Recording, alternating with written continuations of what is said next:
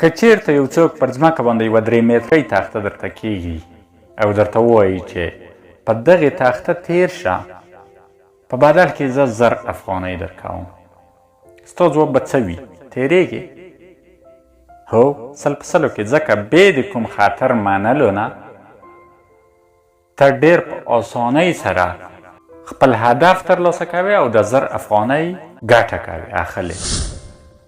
که چیرته همدغه کس همدغه تخته واخلي د 2 لوړو تعمیرونو د څو پوړیزو ودانیو پر بام باندې د یوه بام نه بل بام ته کیږدي، همدغه 3 مترۍ تخته د یوې ودانۍ د بام نه بلې ودانۍ بام ته کیږدي چې ډېره لوړه ارتفاع ده او درته ووایي چې زه دومره پیسې درکوم پر دغې تخته تیر شه، ستا ځواب به بیا څه وي؟ فکر کوم نه، ځکه دلته خطر دی، دلته امکان لري تخته ماته شي، دلته امکان لري خپل هدف ته ونه رسېږي، دلته امکان لري سترګې دې تورې شي ولویږي لاندې. پس ستا ځواب په دې مرحله کې نه. اوس که چیرته په مخامخ ودانۍ کې د تا عزیزان وي، ورونه دی یا د بچیان یا د مور او پلار یا کوم بل داسې عزیز، او پر همغه ودانۍ کې له لاندې اور بل وي، ودانۍ اور اخیستی وي او ستا عزیزانو ته په ورنږدې کېدو کې وي، هره لحظه امکان لري چې هغه ژوند د لاسه ورکړه، بیا به ته څه کړې؟ آیا پر دغه تخته ورتېرېږې او خپل عزیزان ژغورې او که نه؟ شاید بې د فکر کولو نه، شاید بې د دې نه چې څوک د پیسو پیشنهاد درته وکړو، پیسو وړاندیز درته وکړو، ته ور ودانګې پر دغې تخته تېر شه او خپل هدف ته ورسوي. ولې؟ په دوهمه مرحله کې هم خطر همدومره ارتفاع و، همهغه تخته وه، خو ته پر دغې تخته تېر نه شوې ځکه د مرګ د خطر نه وېرېدې چې وبلوېږي. په دې بله مرحله کې چې تا عزیزان هلته د اور په منځ کې راګیر وو، ولې ونه وېرېدې چې لاندې به ولوېږم، تخته به ماته شي؟ هېڅ اصلا د تشویش در سره پیدا شو؟ نه، ور ودانګل او خپل هدف ته ورسېدې. ولې؟ راځئ تحلیل یې کړو. لومړۍ مرحله، پر ځمکه یو چا تخته درته کېښوه، د ټاکلو پیسو په بدل کې ته په ډېره اسانۍ سره پرې تېر شوې ځکه چې هېڅ خطر نه و موجود. دغلته موخه څه وه؟ د تختې بلې خواته رسېدل و.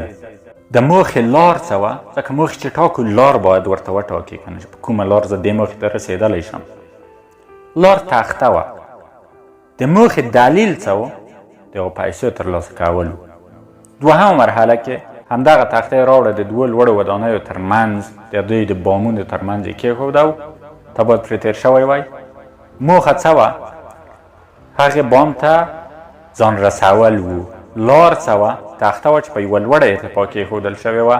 او دلیل څه و؟ دلیل د پیسو ترلاسه کول و. خو دې موخې ته ونه رسېدې. ولې؟ په پای کې درته وایم. درېیمه مرحله کې همدغه تخته وه، همدغه ارتفاع وه، همهغه ودانۍ وې، خو په مخامخ ودانۍ کې د تا عزیزان د اور په منځ کې راګیر و، هغه دې وژغورل. ولې هغې هدف ته ورسېدې؟ پس تحلیل به یې کړو. موخه دې څه وه؟ هغې بام ته رسېدل. او لار څه وه؟ همهغه تخته، همهغه ارتفاع. دلیل څه وه د موخې دې؟ د عزیزانو ژغورل. دلته د دوستانو چې موږ پوهیږو چې هغه موخه ته موږ نشو رسېدلی چې دلایل یې کمزوري وي.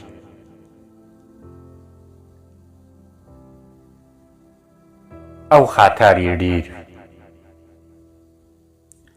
او داسې موخه ته موږ 100% کې رسېدلی شو چې که هر څومره ډېر خطر ولري، خو چې دلیل د موخې قوي وي، 100% کې د تا رسېدل ورته امکان لري.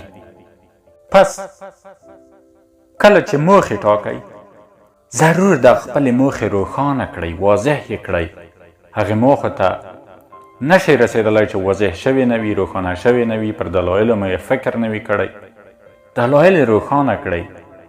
مثلا ته غواړې شتمن شې، ته غواړې ډېرې پیسې ترلاسه کړې، دا د هدف شو. لار د څه ده؟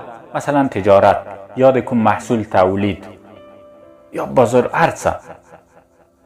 دا د لار ده. د موخې نه د دلیل څه دی؟ د موخې دلیل د څه دی؟ دغه ځای دی چې مهم دی. دغه ځای دی چې تا ته امکان د رسېدلو یا امکان د نه رسېدلو درکې وي. دلیل د څه دی؟ ولې غواړې شتمن شې؟ دلیل د قوي و، خو موخې ته رسېږي، امکان لري ورسېږي، ډېر امکان لري ورسېږي. او که چېرته د دلیل کمزوری و، مثلا زه غواړم شتمن شم د دې په خاطر چې تر نورو پورته شم، تر نورو لوړ وم، نور راته لاس په نامه ولو. دا دلایل کمزوري دي. پس دغه دلایل د دې موخې لپاره کمزوري دي. ته نشې رسېدلی دغې موخو ته، ته نشې شتمن کېدلی په دې ډول. که د دلیل دا وي چې زه غواړم شتمن شم پر دغې دلیل چې کورنۍ د دې بد وضعیت نه وژغورم، مور او پلار مې لږ هوسا شي، لږ خوشحاله شي، له دغې سختیو وژغورل شي، ورونه مې لږ ښه شي، د مهاجرت نه وژغورل شي، همسایهګان، بېوزلان، غواړم د ټولو لاسنیوی وکړم، غواړم هر هغه څوک چې کولی شم مرسته ورسره وکړم، مرسته ورسره وکړم. پس دغه دلایل قوي دي. ته سل په سلو کې دغې موخې ته رسېدلی شي. دوستانو، د دې درس نه مو دا زده کړل چې تنها موخې ټاکل او تنها دغه موخو لار معلومول کافي نه دي. د موخو دلایل ډېر مهم دي چې موږ او تاسو یا موخو ته رسوي او یا مو ناکاموي.